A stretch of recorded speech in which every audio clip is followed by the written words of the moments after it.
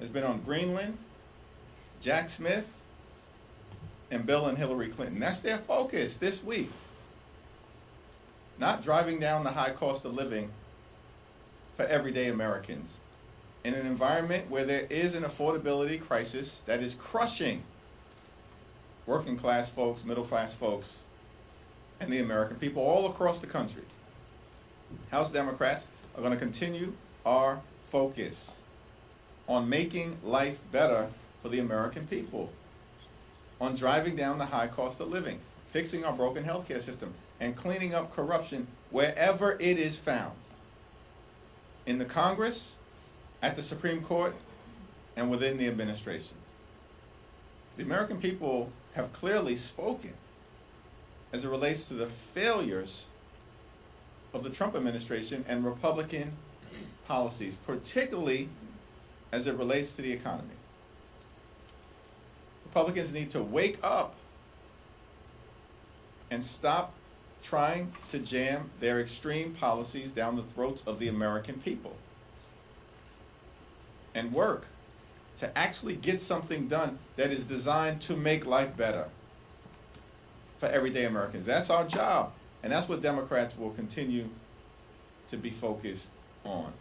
Lowering costs, fixing our broken healthcare system, and delivering a country that actually works for working class Americans. Questions? Mike? You just spoke about cost of living and Democrats focusing on affordability and all the issues that you're talking about from us. Do you feel that with the funding bill, presumably crossing the finish line later on this afternoon, no must pass bill on the horizon, that you all can get laser focused back on this issue without the context of the appropriations bills kind of taking up a lot of the oxygen on the hill? Well, it's definitely important that we fund the government in a way that's consistent with our values. And in terms of many of the pieces of legislation that will be before the House later on this afternoon, we believe that that has been achieved. Significant progress has been made as it relates to the labor H bill in terms of protecting the health, the safety, and the well-being of the American people. Increased funding as it relates to community health centers, PBM reform, protecting safety net hospitals all across the country from significant cuts that they may be facing otherwise. These are all modest steps in terms of progress that has been made for the American people, but certainly as we emerge from the appropriations process, perhaps this week in the House, next week in the Senate, there are still so many issues that will require the Congress's attention because of the damage that Republicans have done throughout their first year to the American people. This is a group of people, these extremist Republicans, who enacted the largest cut to Medicaid in American history. We want to reverse it. Republicans want to double and triple down on it. Hospitals, nursing homes, community-based health clinics are closing because of Republican rotten policies in their one big ugly bill. Those policies should be reversed. Republicans are doubling and tripling down on those policies. The Trump tariffs are costing everyday Americans thousands of dollars in additional expense per year. They need to be eradicated, either by the Congress or by the Supreme Court. But Donald Trump and Republicans are doubling and tripling down on tariffs that are making life more expensive for the American people. There's a lot of work that still needs to be done for the American people, including the Senate acting on legislation we passed in the House to extend the Affordable Care Act tax credits. You had full attendance today. I want to get your reaction on that. There's a lot of conversation around attendance on both sides. What's your reaction to the fact that all of your members? These are incredibly important issues that we are confronting on behalf of the American people, and we are going to continue to press for full and complete attendance as we move forward. Understanding that sometimes the challenges of life, particularly as it relates to medical situations or family situations, may result in a member or two missing a vote or two. But under the leadership of Catherine Clark, our Democratic whip, we're working hard to make sure, as we move forward, it's all hands on deck here in the House of Representatives. Senator Jeffries, have you determined yet if you are going to launch a probe into Kristi Noem and what that would look like? We haven't ruled anything in and we haven't ruled anything out, but what is clear is that Kristi Noem is a corrupt political hack who is deeply unqualified and is unleashing brutality using taxpayer dollars on the American people. ICE is out of control and operating in far too many ways in a lawless fashion, and the American people know it, which is why the American people have turned against Donald Trump and his extreme immigration policies. So once we get through the appropriations process, which is what is in front of us right now, we'll continue to have conversations, particularly with the leaders of the relevant committees, Benny Thompson, Robert Garcia, and Jamie Raskin, about what accountability can look like so that the American people actually have their taxpayer dollars spent in ways that are designed to promote their safety and uplift our values as Americans, as opposed to what we're seeing right now from ICE, which is that they're using taxpayer dollars to inflict brutality on the American people. And in the instance of Renee Nicole Good, killing an American citizen in cold blood. Thanks. Back to this side. Sorry. Thank you, Leader. I want to get your thoughts on protesters going into a church in Minnesota during worship hours. Is that okay? Do you support that? Especially when one person who was involved with that was Don Lemon, who's been a guest of yours on the Hill before. I haven't followed that particular situation, so I'm not really in a position to comment on the specifics there. What I will say is, as someone myself who's grown up in the Baptist Church, continue to be an active member of the Cornerstone Baptist Church, come from a deeply religious community, I think across the board, we all should respect houses of worship. Churches, synagogues, mosques, temples. Let's all respect houses of worship.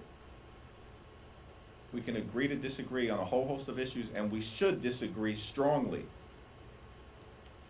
with the extremism that we're seeing unleashed on the American people by Donald Trump, his administration, the attacks on healthcare, the attacks on the economy, and the attacks on law-abiding immigrant families.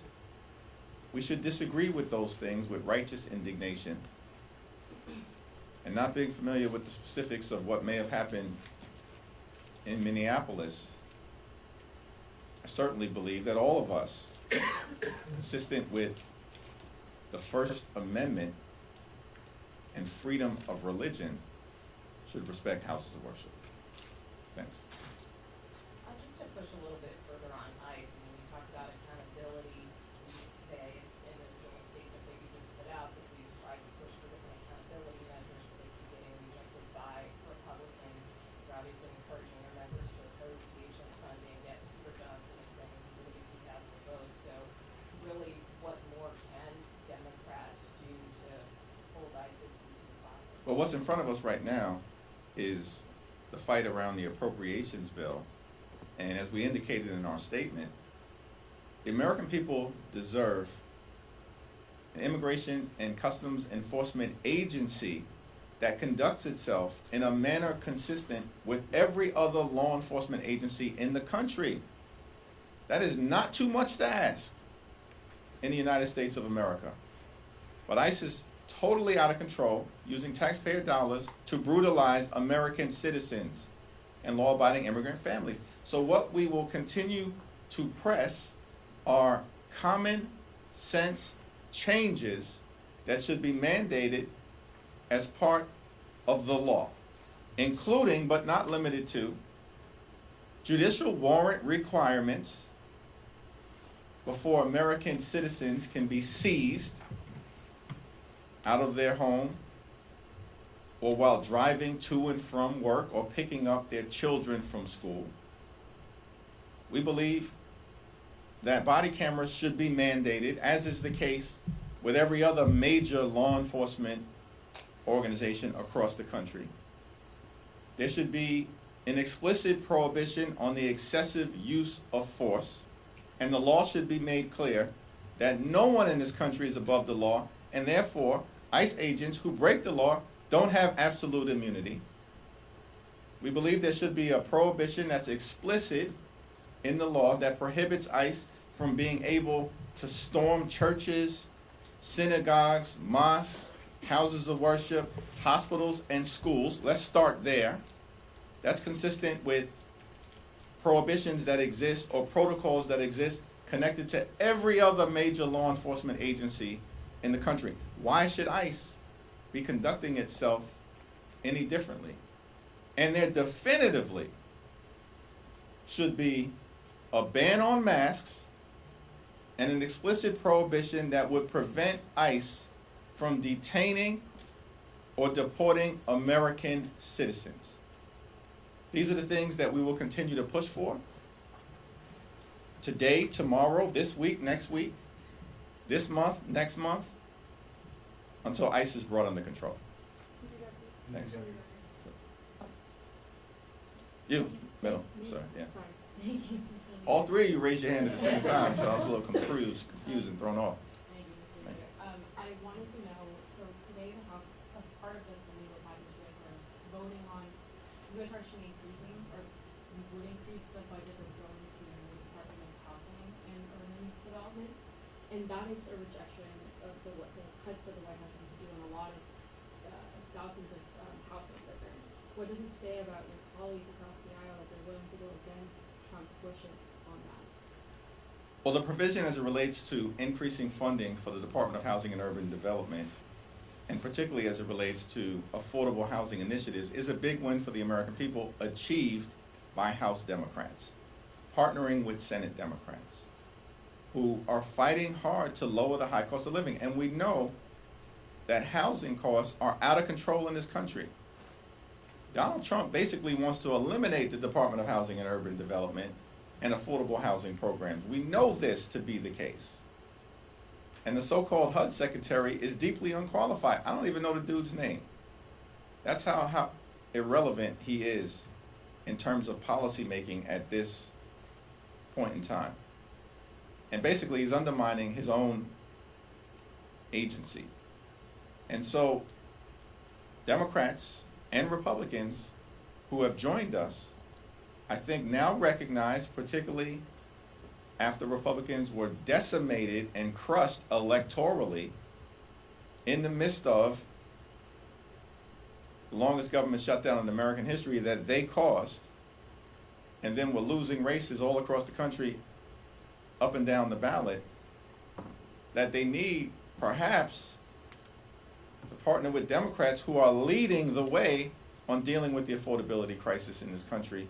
And that, I think, is one of the reasons why we were successful, led by Rosa DeLauro and Jim Clyburn, who's the top Democrat on the HUD Transportation Subcommittee, in achieving this important victory for the American people. More than $40 billion in increased funds for the mission of the Department of Housing and Urban Development, designed to ease the crushing housing burden as it relates to costs on the American people. Thanks. Really active group today. Going back. Thank you. Yesterday, 9 House Democrats voted with Republicans to hold former President Bill Clinton in contempt. Were you or your team trying to advise those members not to vote on contempt, and what is your position on whether the Clinton should be held in contempt? I strongly support the position of Robert Garcia and Jamie Raskin, and have indicated that publicly, and also in my conversations with any member who has asked for my perspective on this issue before the committee. When it gets to the floor, if we need to have a broader caucus-wide conversation about it, we will. And my position remains unchanged, and it's the same position that is held by Robert Garcia, Jamie Raskin, Nancy Pelosi, and many others, which is to the extent that anyone in this town or country should be held in criminal contempt, it is the Attorney General of the Department of Justice or the Deputy Attorney General or whoever within the Department of Justice is responsible at this point for violating the law, which requires millions of documents that the Department of Justice has refused to release without justification. In other words, there are more than 5 million documents within the Epstein files that the Department of Justice currently is under a legal obligation to share with the American people, consistent with the wishes of the brave, courageous Epstein survivors, and consistent with the law that Donald Trump signed. The Department of Justice was supposed to release those documents, 5 million documents, by December 19th. More than a month has passed. And the Republicans have shown no interest in actually compelling the Department of Justice to do what they are legally obligated to do at this period of time. That sounds to me like contempt. And we should start there. Do you think the Clintons have questions to answer for?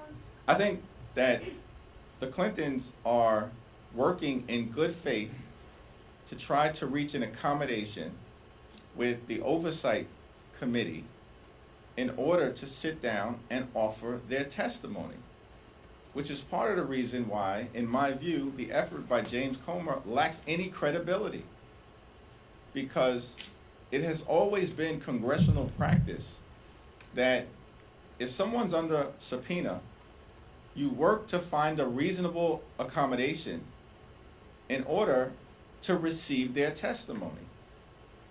Now, James Comer subpoenaed more than 10 different individuals, and he's released every single one of those individuals, including 8 members of law enforcement, like Christopher Wray, the former FBI director, who was the FBI director when Jeffrey Epstein was in custody and ultimately killed himself. And Christopher Wray and all of these other individuals were able to say to the committee they had no information.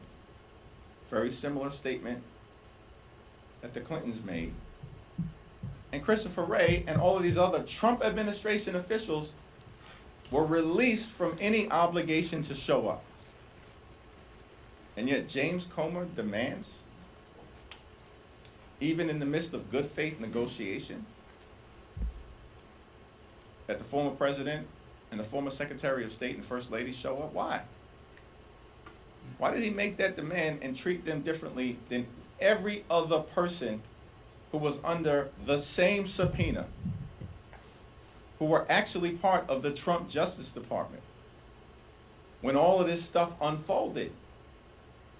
And so, again, I share the same position that Robert Garcia and Jamie Raskin hold, and hopefully there'll be some resolution to this in the next week or so. But if Comer tries to bring this resolution, he wants to lock Hillary Clinton up, consistent with what Donald Trump's been saying now for 10 years, lock her up, as opposed to actually focusing on the things that matter for the American people, then we'll deal with it appropriately. Thanks. Oh, yeah, okay. On Judge Perlman's decision in the New York court, I spoke to Mike Lawler, and he characterized this as a partisan exercise. He accused you of corrupting the New York courts. Should we expect? I didn't know I had that much power. Should we expect partisan gerrymandering in New York? What you should continue to expect is that Democrats are going to fight for a fair national congressional map. Period, full stop.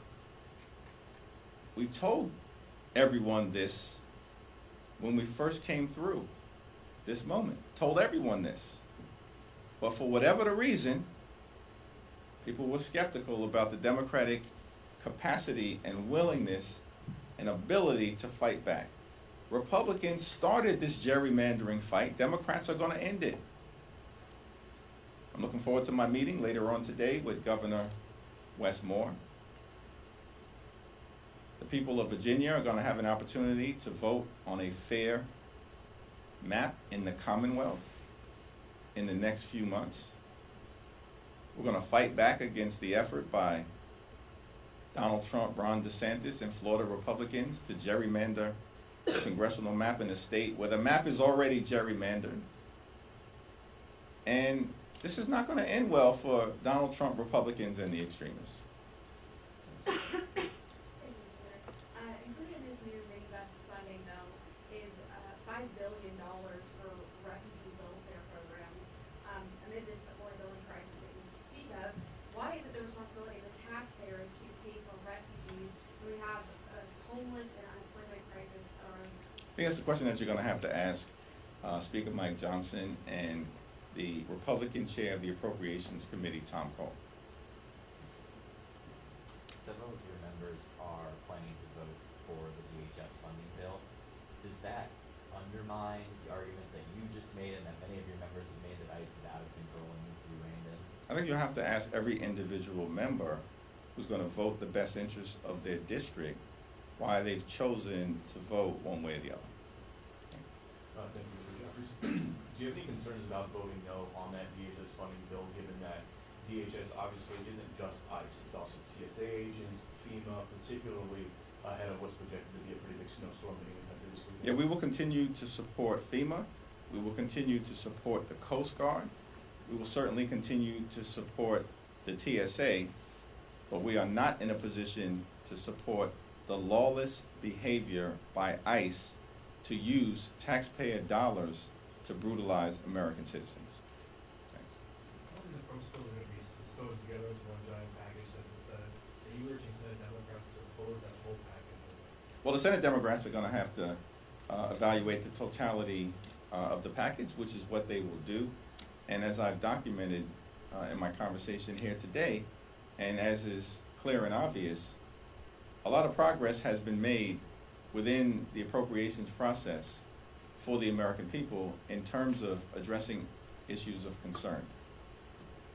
Be those issues related to the quality of life of working class Americans, middle class Americans, and everyday Americans, as well as our national security concerns and standing up for our military. It's the reason why, in terms of what's going to be before us in the House of Representatives, I'm going to support the 3 bills related to labor, healthcare, transportation, infrastructure, and defense. Thanks.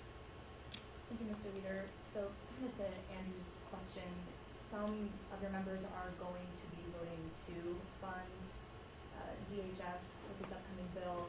Is the Democratic tent big enough for all of these members? And you put out that joint statement with leadership saying you're going to vote against this. Are you comfortable with your members pushing back on that? Here's the interesting thing about kind of where we find ourselves. I don't know what's unclear about this. Republicans are losing. Their policies have been a disaster for the American people. The economy is falling apart in terms of the affordability crisis and the Republican refusal to drive down the high cost of living, which is what they promised they were going to do on day one. We now are past year 1, and things aren't getting better for the American people, they're getting worse. Donald Trump and Republicans have created a healthcare crisis that is devastating to everyday Americans, yet they can find $40 billion to bail out Argentina, spend billions of dollars trying to run Venezuela when Donald Trump and his administration don't even know how to run the United States of America, but they can't find a dime to extend the Affordable Care Act tax credits, which means tens of millions of people, as we speak, are at risk of being unable to go see a doctor when they need one. So from a value standpoint, Democrats are standing on the side of the American people, and Republicans are standing on the side of their billionaire donors. Because all they care about, Republican extremists at the end of the day, are massive tax breaks for their billionaire donors and subsidizing the lifestyles of the rich and shameless, the wealthy, the well-off, and the well-connected. Now, as Democrats, our view of governing is clear. Unity is different than unanimity. In a representative democracy, the democracy that the framers of the Constitution and the founders of this country gave us 250 years ago, in a representative democracy, you're never going to achieve unanimity on every single issue if it's functioning the right way. You get unanimity when you have a cult. And that's what we have on the other side. Cult-like behavior. But we're not a cult as Democrats, we're a coalition. And so we strive for unity.